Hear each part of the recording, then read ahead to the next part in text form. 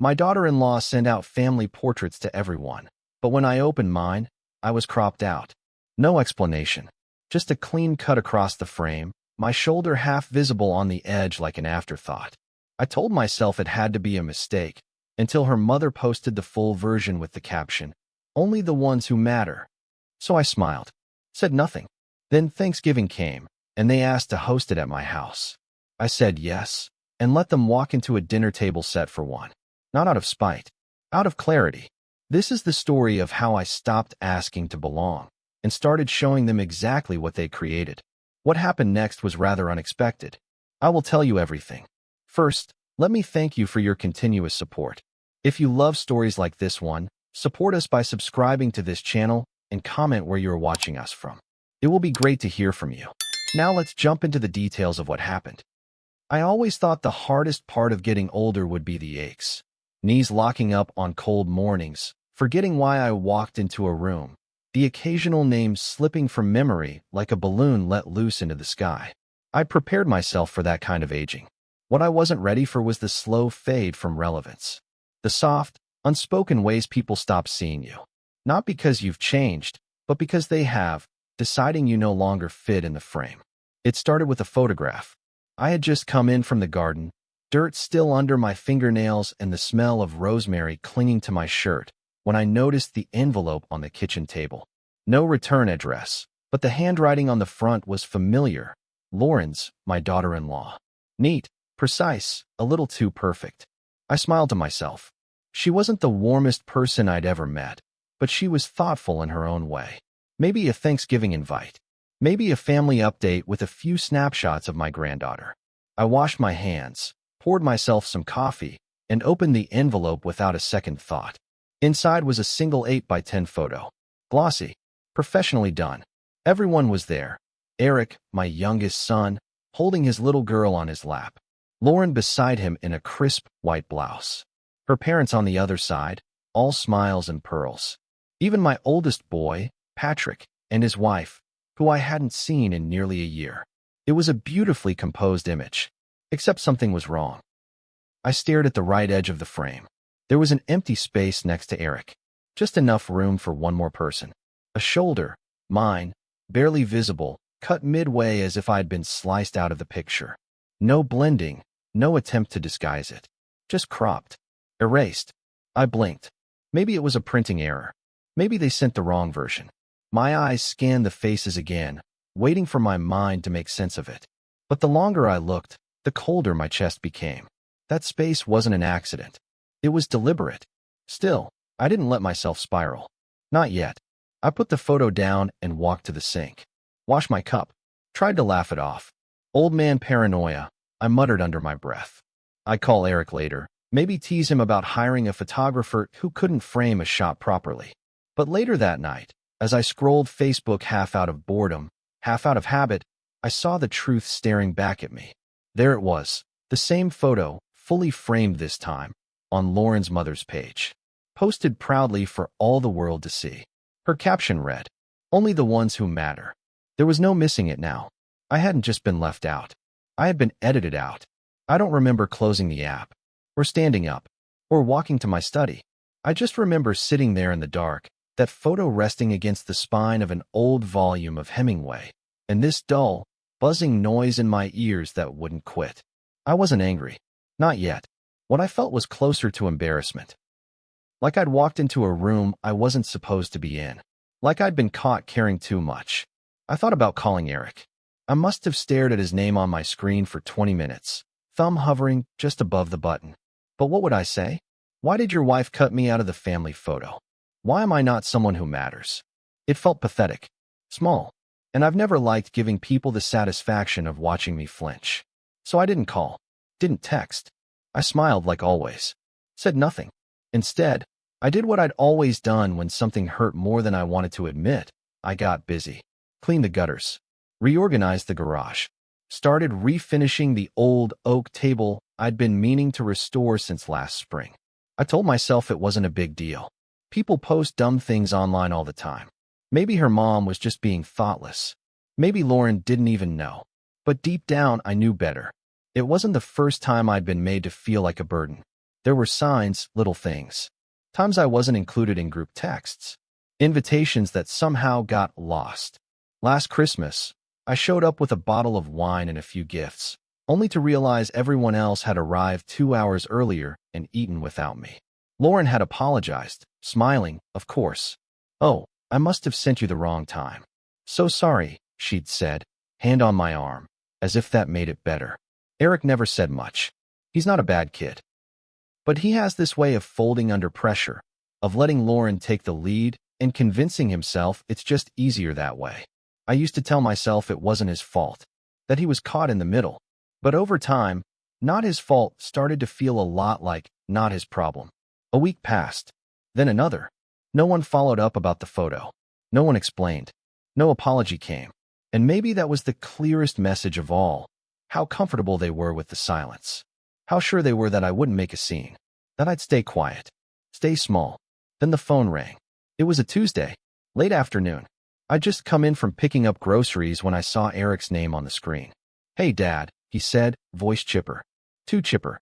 "Hey, son," I replied, forcing my tone neutral. "We were thinking," he paused. "Well, Lauren had this idea.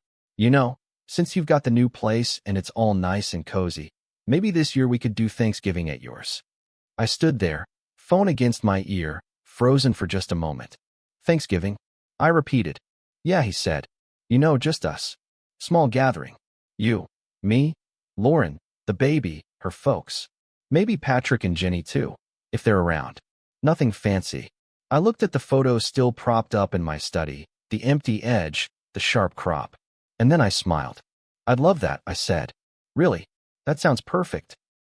Because if they were going to treat me like I didn't exist, I decided it was time to show them what that actually looked like.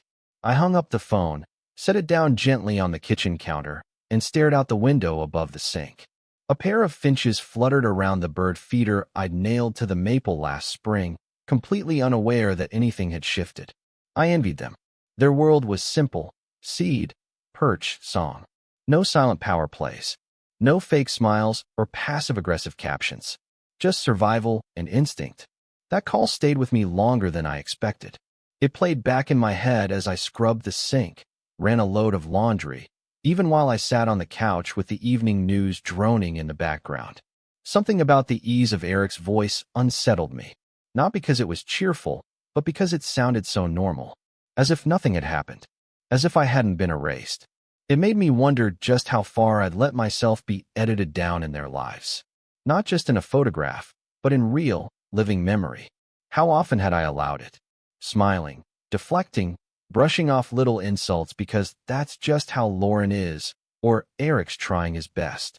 I had told myself, over and over, that peace was worth the discomfort. That family harmony required sacrifice. But lately I'd started to realize I was the only one doing the sacrificing. I remember when Eric first brought Lauren home. She was poised, polished, polite. But always a touch too formal, like she was auditioning for a role she wasn't sure she wanted. She'd compliment my house in a way that didn't feel like a compliment. "So cozy. I love that you don't care about matching furniture." Or she'd bring up my late wife with just enough sympathy to make it clear she didn't want the woman's memory lingering in the room. At first, I let it slide. People take time to warm up, I told myself. But the longer she stayed in our lives, the colder the air became. Traditions faded. Invitations became rare. And slowly, I became the add-on. The person you call last minute so no one can say you didn't include him. And now, here we were, asking to use my house for Thanksgiving. Like I was the help. Like I was the venue, not the host. But I said yes. And the moment I hung up, I walked to the hall closet, pulled out a notepad, and wrote at the top of the page, "Thanksgiving plan." Not a grocery list. Not a menu. A plan. I wasn't angry. Not in the explosive, yell until you're red way. I didn't want revenge, not exactly. What I wanted was acknowledgement. Not in words, because those were cheap and easy. I wanted them to feel it. To feel what it's like to be excluded. To feel what I've felt too many times. The week that followed, I went about things as usual on the surface. Said hello to the neighbors, picked up my granddaughter from daycare once when Eric had a meeting, and even answered a few group texts with thumbs-up emojis. I smiled in all the right places. No one suspected anything. But behind the scenes, I was preparing. Not cleaning or cooking. There would be none of that this year. I was preparing something else entirely. Something quieter. Sharper.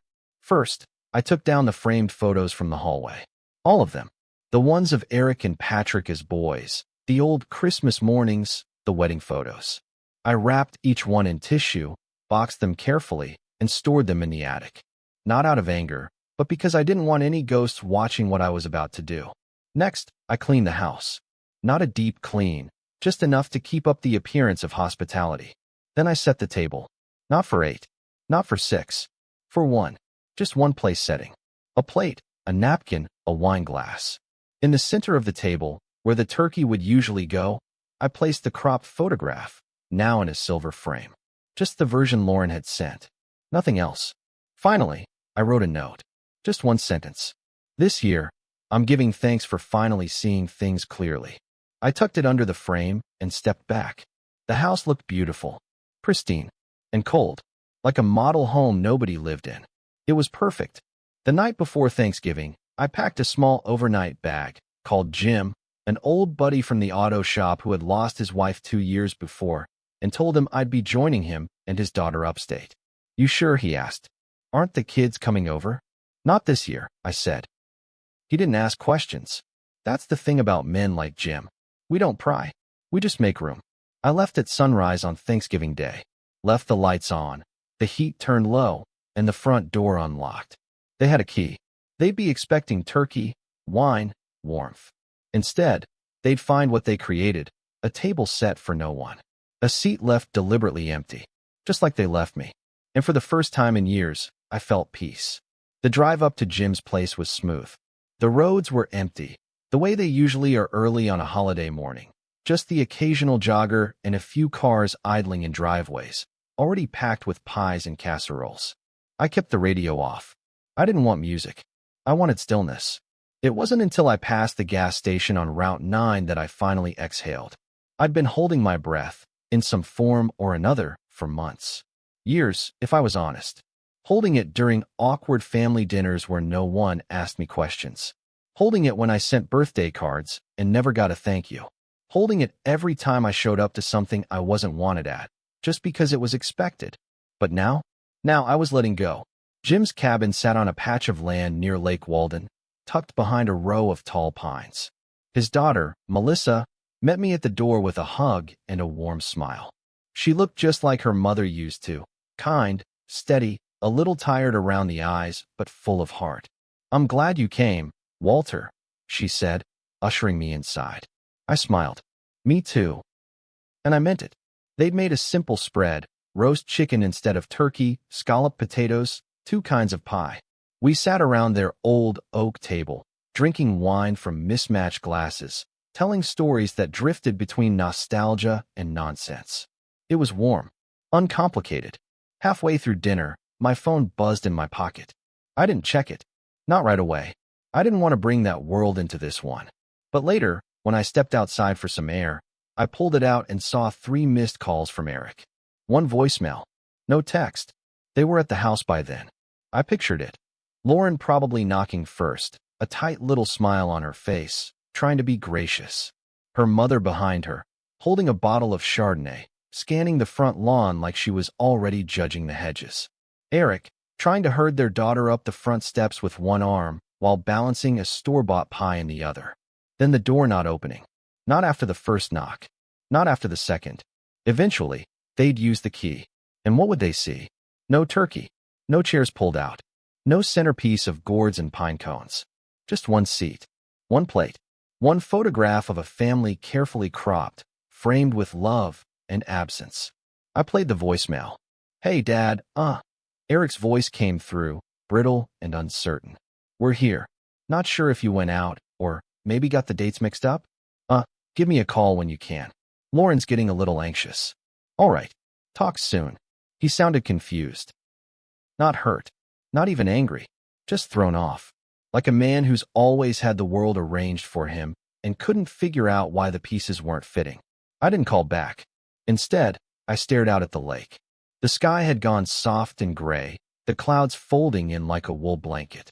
I took a sip of wine from the tin cup Melissa had handed me earlier, and for a moment, I thought about all the years I'd spent trying to be easy to love.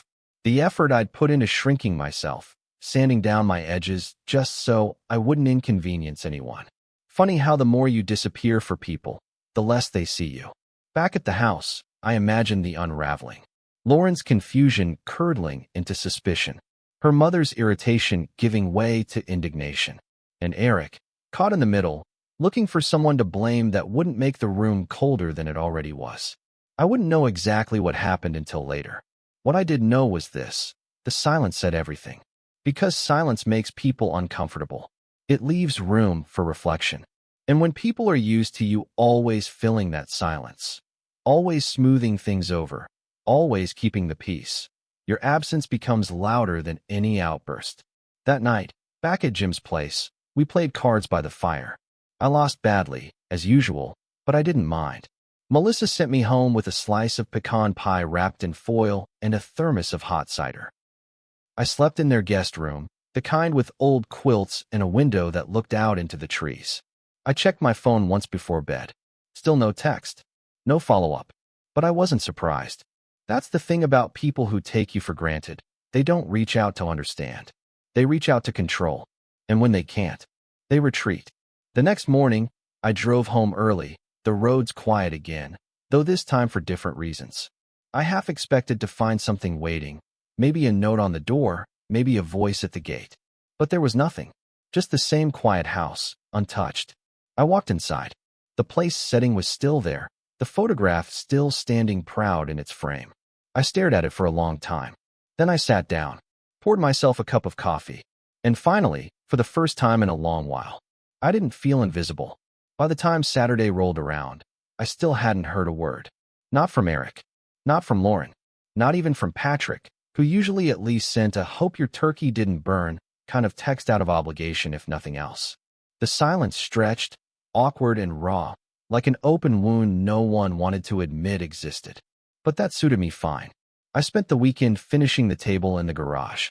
I'd been sanding it down in phases, stripping it back to bare wood, staining it a deep walnut. It had been my wife's favorite. I could still hear her voice teasing me the first time I tried refinishing furniture years ago. "You're not building the ark, Walter. Just polish the damn thing." I smiled at the memory. That table had hosted more Thanksgivings than I could count. The kind where plates were passed hand to hand, kids ran barefoot underfoot, and no one dared start eating until grace was said, even when the food was steaming hot and stomachs were growling. Back then, family felt like something real, something earned. Not like now, where everything was curated for social media, filtered and posed until it looked perfect and felt hollow. That evening, as I was wiping the last coat of finish off the wood, I heard the notification ping on my phone from inside the house. I didn't rush to check it. I let it sit. Eventually, I dried my hands and wandered in. It was a Facebook notification. Lauren's mother had posted a new photo. This time, it was their daughter, my granddaughter, sitting on the front step of my house, holding a sad little paper turkey in her lap, pouting. The caption read, "She waited for her grandpa. He never came." There it was. The counterpunch. The post was subtle but barbed, crafted to make me the villain without ever saying my name. The comments were already rolling in. "Oh no, poor thing. Hope everything's okay with your dad-in-law. Some people forget what the holidays are really about." I stared at the screen, jaw tight.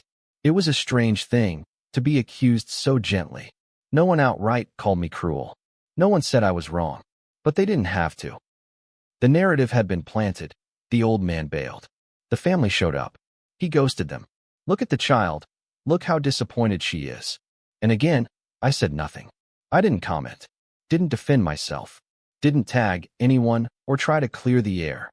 Because here's the thing. Silence, when chosen, is not weakness. It's power. When people are used to you always defending yourself, not doing so forces them to sit with their own discomfort. I wanted them to stew in it, to ask the questions they were too arrogant to consider before. And I knew it was working, because late that night, my phone finally buzzed with a message from Eric. "Hey, can we talk?" Just that. No punctuation. No warmth. No acknowledgement of what had happened. I didn't answer. Not because I wanted to be petty, but because talking would have led to the same cycle.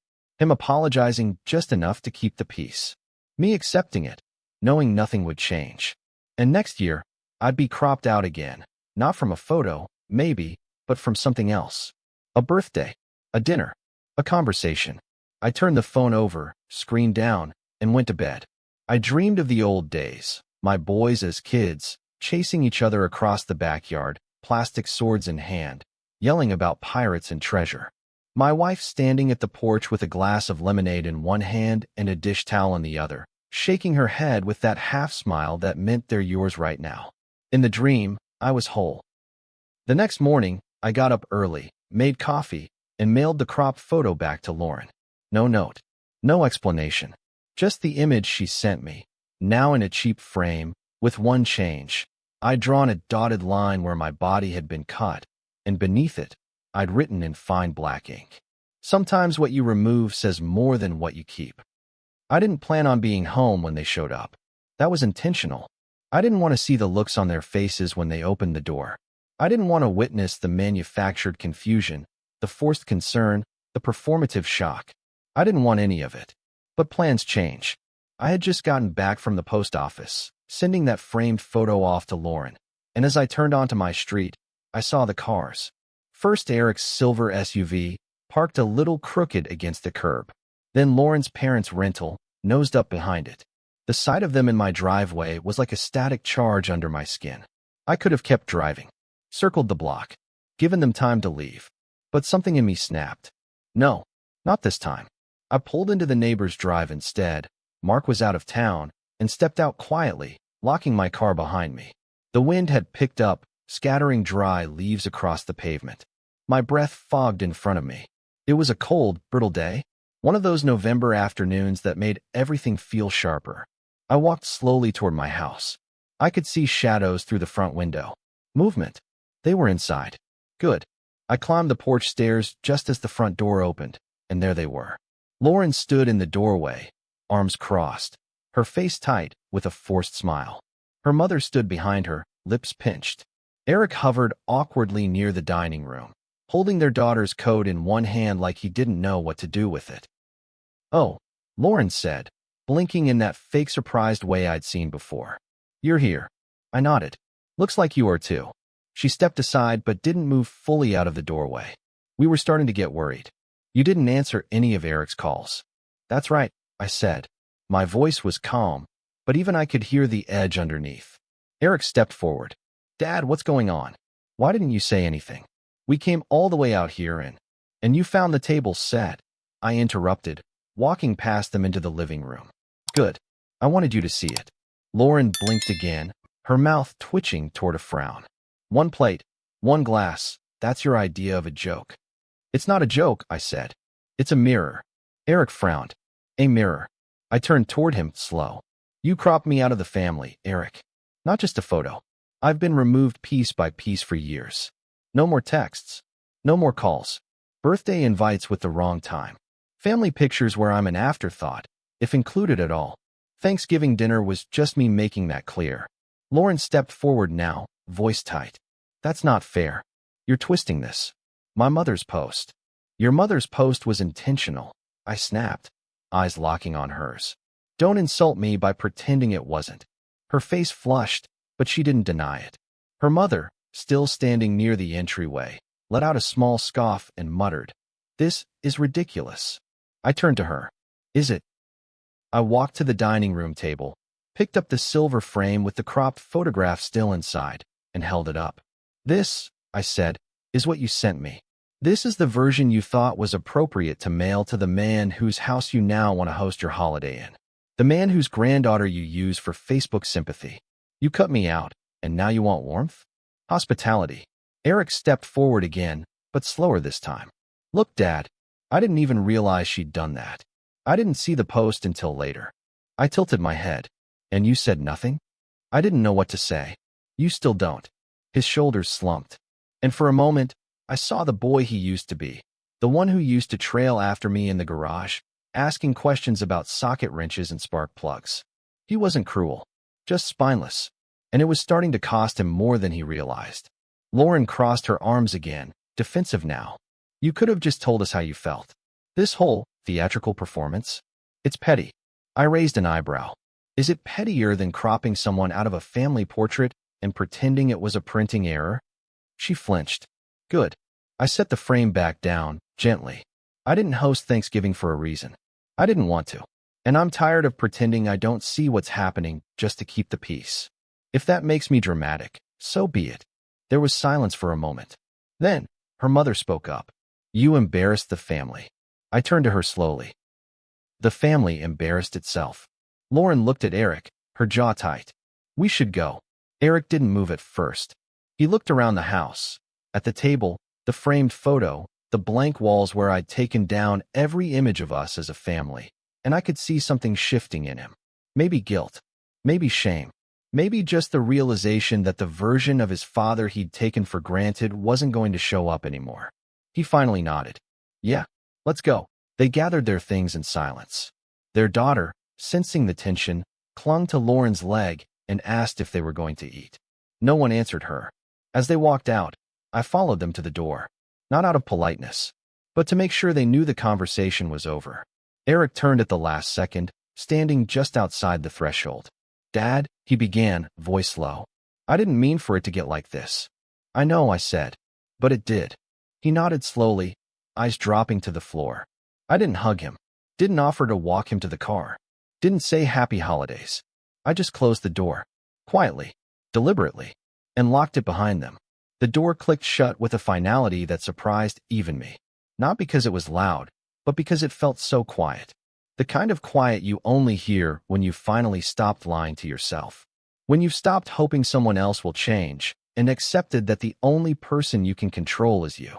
I leaned my back against the wood for a moment. Took a breath. Let it out. They were gone, and I hadn't apologized. That was new. For most of my adult life, I've been the fixer. The one who smooths things over, talks people down, finds the polite way to say the hard truth. It's a survival instinct you develop as a father and husband. You learn to carry other people's weight in silence, to keep the machine running. But after a while, you start to forget where your feelings end and theirs begin. You forget how to say, this hurts. This matters. This is not okay. That afternoon, the house was still and cold. I didn't turn on the TV, didn't pick up the phone. I just sat in the dining room, looking at the single place setting that had started it all. The silverware gleamed under the overhead light. The empty chair stared back at me like a question. And for the first time in years, I didn't feel the need to fill the silence. Later that night, as the temperature dropped and the sky outside turned to indigo, I made myself a real dinner. Nothing fancy, grilled cheese and tomato soup. My wife used to call it poor man's comfort food, but she'd make it with the kind of care you'd give to a 5-course meal. I remembered the way she used to cut the sandwiches diagonally, like it made them taste better. So I did the same. I sat on the couch with my plate in my lap, blanket over my legs, and for once, I didn't feel like I was waiting. Not for a call, not for forgiveness, not even for regret. Just being. A few hours later, my phone buzzed again. I checked the screen. It was Patrick, my oldest. His text was short. Heard about what happened. I'm on your side. Call me when you're ready. I stared at it for a while. Patrick had always kept his distance from family drama. He was the first to leave home, the first to move out of state, the first to say, that's between y'all. But something in those 6 words told me he knew. That he'd seen the cracks long before now. Maybe he hadn't spoken up, but he'd noticed. And maybe he was finally ready to say so. I didn't call him. Not yet. I wanted to sit in the moment just a little longer. Not out of pride, but because for once, I wasn't scrambling to fix what I didn't break. I looked around the room. It was quiet. The house was clean. My stomach was full. And I was, in the strangest, simplest way, okay. Not healed. Not over it. But okay. And that was enough for now. I woke up to notifications. Not 1 or 2. Dozens. They blinked at me from the screen like tiny, accusing eyes. Facebook, Instagram, even a couple text messages from people I hadn't heard from in years. Something had shifted overnight. The kind of shift you feel in your chest before your brain catches up. At first, I assumed it was nothing. Maybe Patrick had posted something nostalgic and tagged me. Maybe an old friend had passed, and the grapevine was doing what it does best. But when I opened Facebook, I saw it. Lauren had posted a carousel of Thanksgiving photos. The first was harmless enough. Her daughter at the table, coloring a paper turkey. The second, a beautifully set table at my house, minus me, the food, or any family. The third, a close-up of the place setting I'd prepared, the single plate, wine glass, and that framed, cropped photograph. Her caption read, "Sometimes the ones who raised us forget how to show up. Thankful for the family that does." She didn't tag me. She didn't have to. The comments were exactly what you'd expect. "Oh no, what happened? That's so hurtful. You and your family deserve better. Some people just don't change. What a shame." On Thanksgiving, no less. Lauren's mother, of course, chimed in.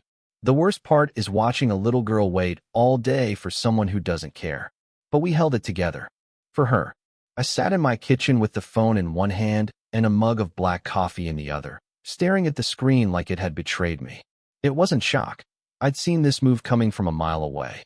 But seeing it publicly, seeing them drag me out into the court of social opinion without even giving me the dignity of a name, was a different kind of betrayal. This wasn't about disappointment anymore.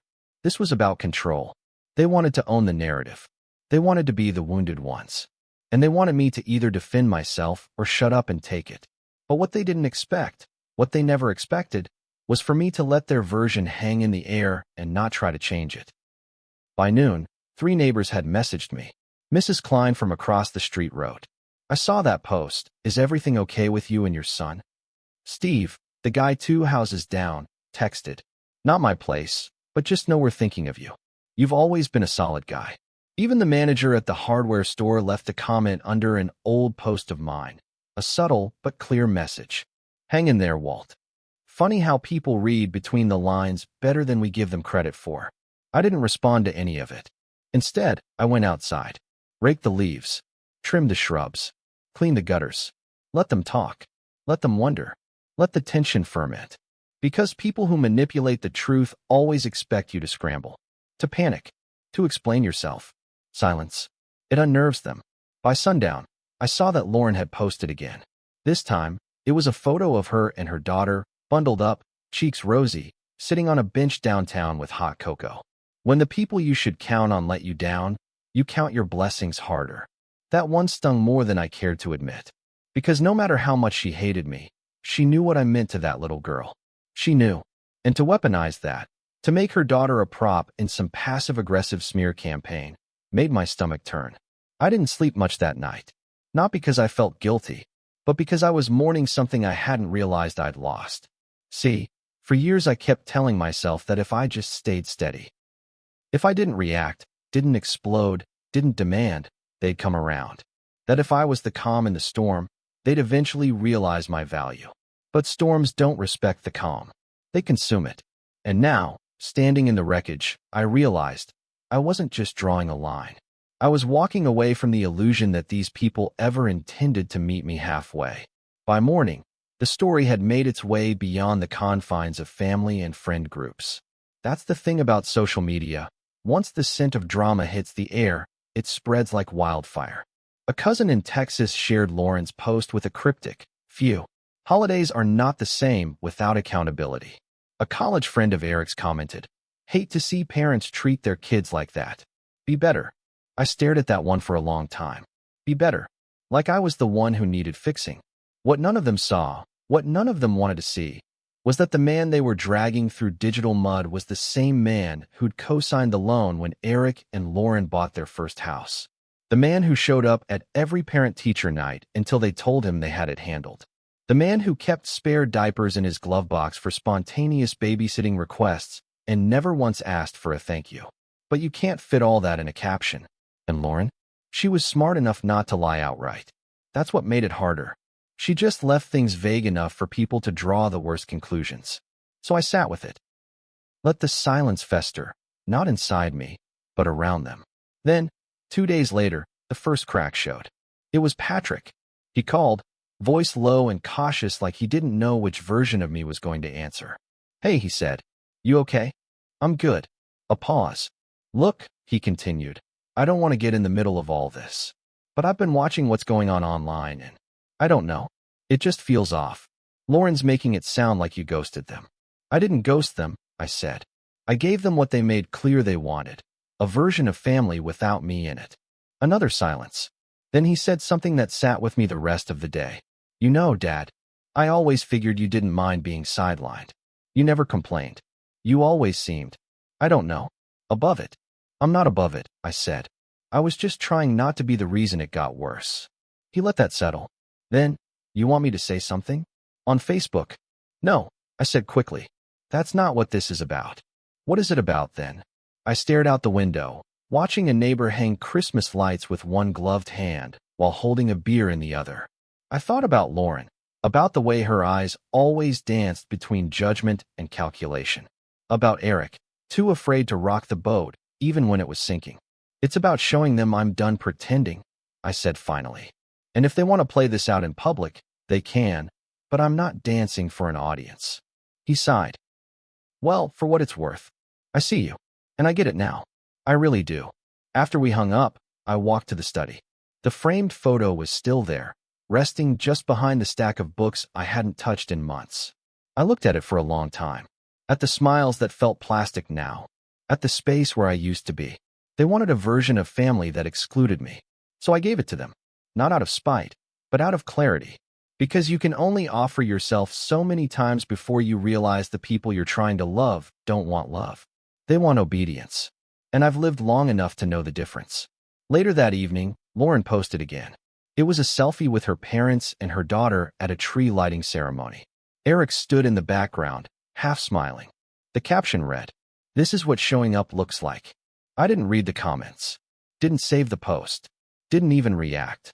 Because this chapter of my life wasn't about proving myself right. It was about finally choosing myself. And that was louder than any post could ever be.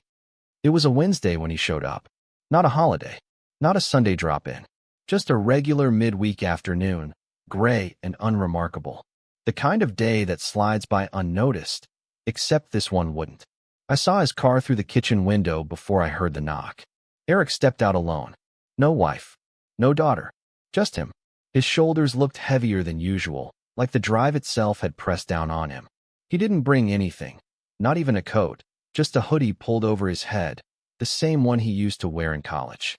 For a split second, I thought about not answering, letting the doorbell ring until he gave up. But something in his stance told me this wasn't the kind of conversation that would go away. So I opened the door.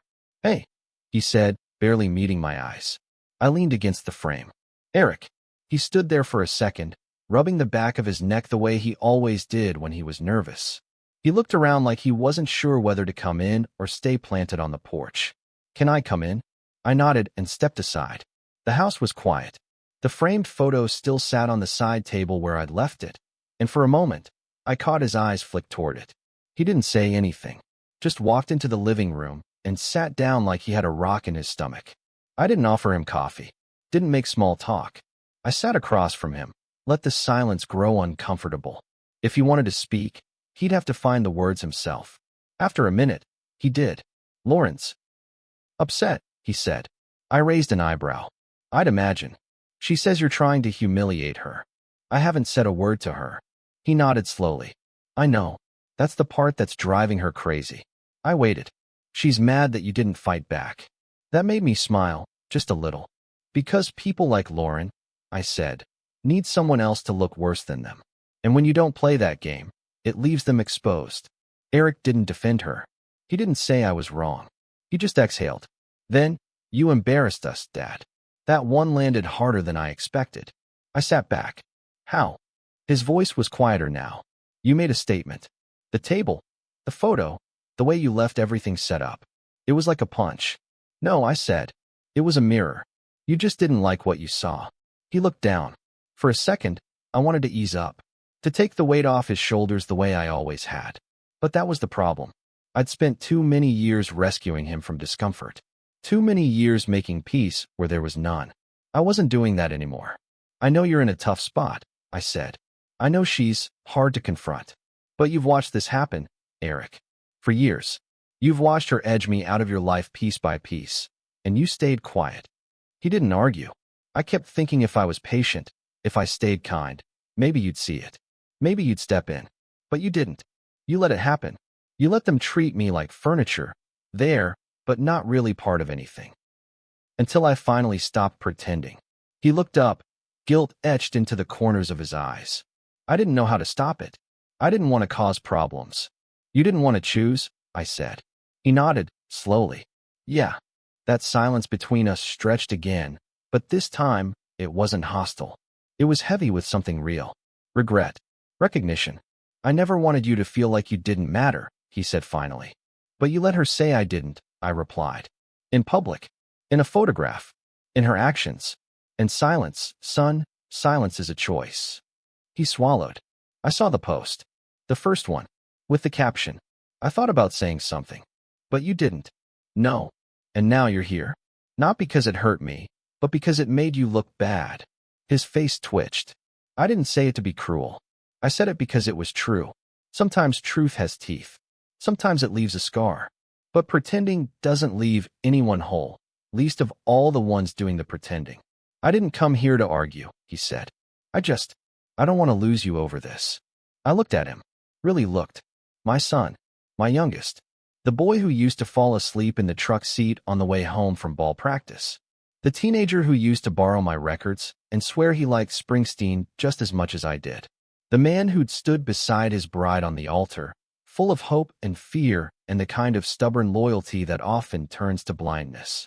You're not losing me, I said. You already lost the version of me who stayed quiet. He blinked. And now, you get to decide, I said. If you want me in your life, it has to be all of me. Not the cropped version. Not the one who shows up on command and disappears when it's inconvenient. He nodded, but it wasn't confident. It was uncertain, like a man trying to rebuild a bridge and realizing he only brought nails, not planks. I don't expect you to fix it today, I said. But I do expect you to stop hiding behind her. We sat there a while longer. He didn't promise anything. I didn't ask him to. Eventually, he stood. I'll talk to her, he said. You should talk to yourself first. He looked down. Yeah. Then he left. No hug. No dramatic goodbye. Just a man walking out into the cold, trying to decide if he was finally ready to face the truth.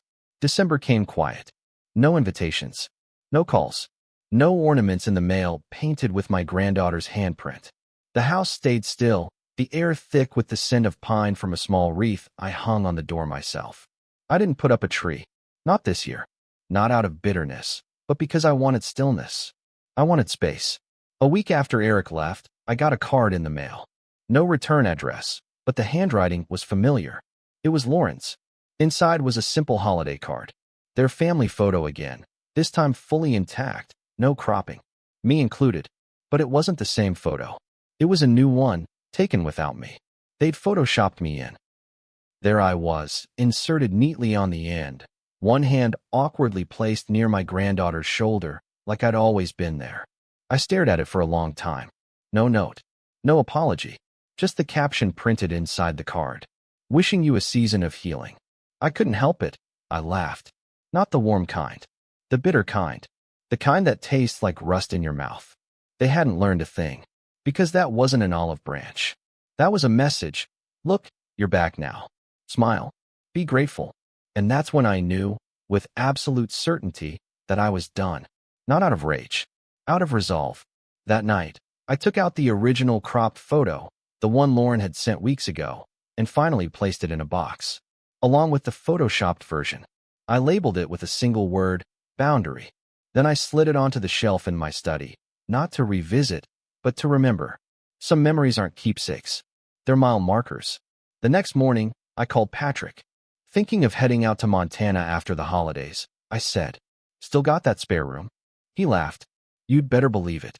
We'll put you to work, though." Perfect. I didn't tell him everything. I didn't have to. He knew. The silence between us was easier than the noise I'd lived in for years. Before we hung up, he said, "You know, you don't owe them anything." And I said, "I know. That's why I'm finally not giving it."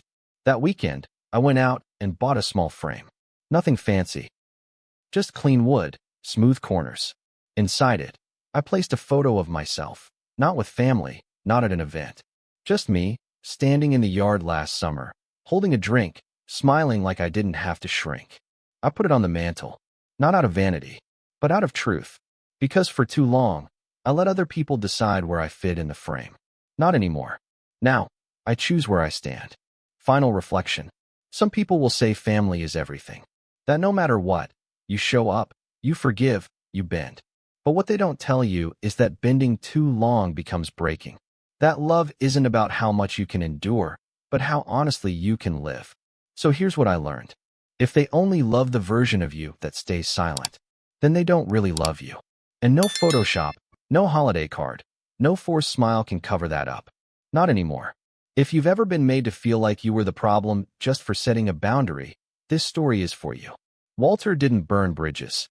He simply stopped crossing ones that always led to pain.